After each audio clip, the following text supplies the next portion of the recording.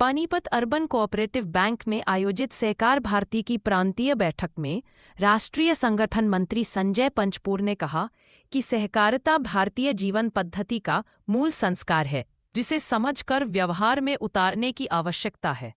राष्ट्रीय संरक्षक ठाकुर दीनानाथ ने समर्पित कार्यकर्ताओं को आगे लाकर सहकारिता को मजबूत करने का आह्वान किया। पानीपत अर्बन कोऑपरेटिव बैंक के संस्थापक ने बताया कि उन्होंने किस स्तर से शुरुआत की और आज एक मल्टी स्टेट बैंक का संचालन कर रहे हैं। प्रांतीय अध्यक्ष राजवीर गोदारा ने कहा कि सहकारिता में अर्थ नहीं, कर्म प्रधान होता है। प्रदेश महासचिव डॉक्टर सौरभ भीष्म ने वसुधैव कुटुंबकम को सहकारिता का मूल बताया। प्रांत प्रमुख मीडिया विष्णु चौहान ने 20 जिलों में जिला मीडिया प्रमुखों की नियुक्ति की जानकारी दी। की नहीं बात बहुत ज्यादा की, मान लीजिए 10 भी आपको मिलते हैं ना, तो 10 से 100 बन जाएंगे। ऐसे लोगों को तलाशिए, एक तो इनसे संपर्क कीजिए। हर जिले में मजबूत एक टीम बनाइए जो समर्पित हो। मान लीजिए ज्ञान की कमी है उनको, तो ज्ञान हम देंगे ना, ट्रेनिंग हम करवाएंगे। सहकारिता क्या है वो देंगे ट्रेनिंग उनको। वो तो सहकार भारती स्थिति में है कि प्रशिक्षण करवा सकती है, हम आएंगे। तो सहकार भारती में बार बार यही कहता रहता हूं, ये न मेरे चमकने का कोई प्लेटफॉर्म है, न किसी ये रिस्पॉन्सिबिलिटीज है, ये कोई यहाँ पर कोई हमने पद भार नहीं है, बिल्कुल केवल सर्विस, केवल सेवा। और जिसे संजय जी ने और ठाकुर साहब ने और शर्मा जी का तो कमाल का था, मुझे आज बहुत अच्छा लगा उनकी बात सुन के।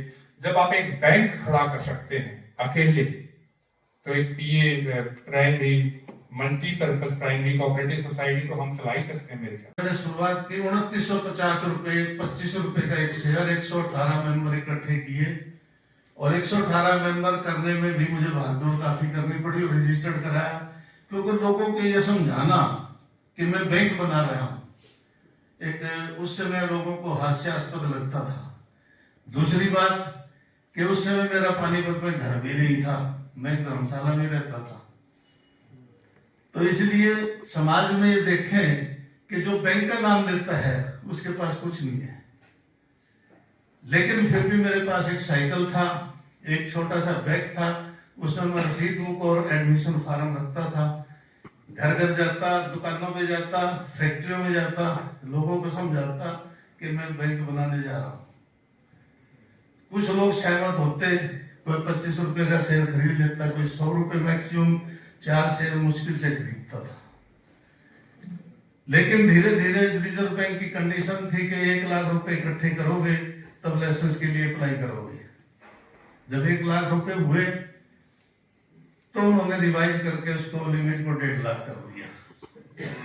जब 1.5 लाख किया तो मेरे तो पसीने छूट गए।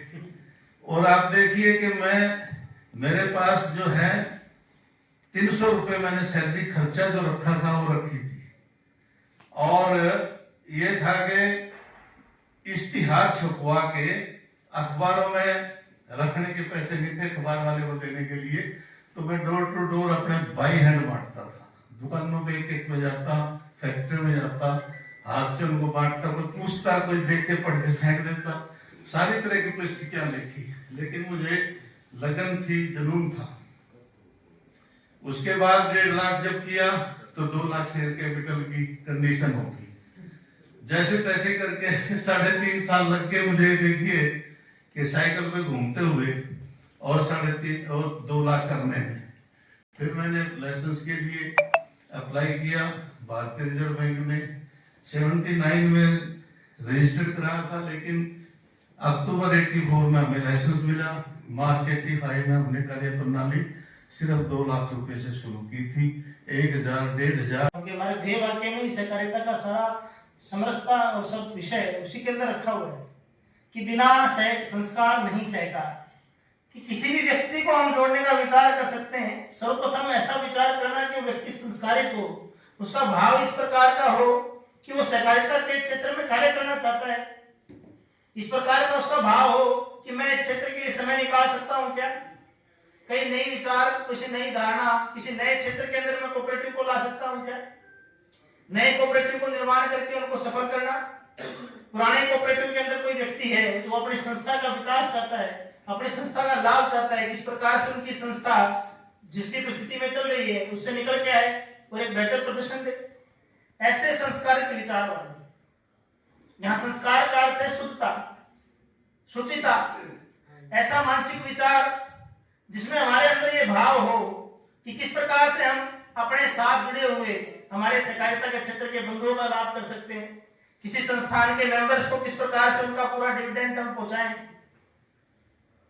उनका पूर्ण लाभ उनको मिले, और ऐसी भावना के साथ हमारे समाज के अंतिम व्यक्ति तक सहकारिता के माध्यम से पहुंचकर किस प्रकार से हम उनको लाभ पहुंचा सकते हैं, उनके आर्थिक भाव को पूर्ण कर सकते हैं, इसके ऊपर हमें विचार करना है।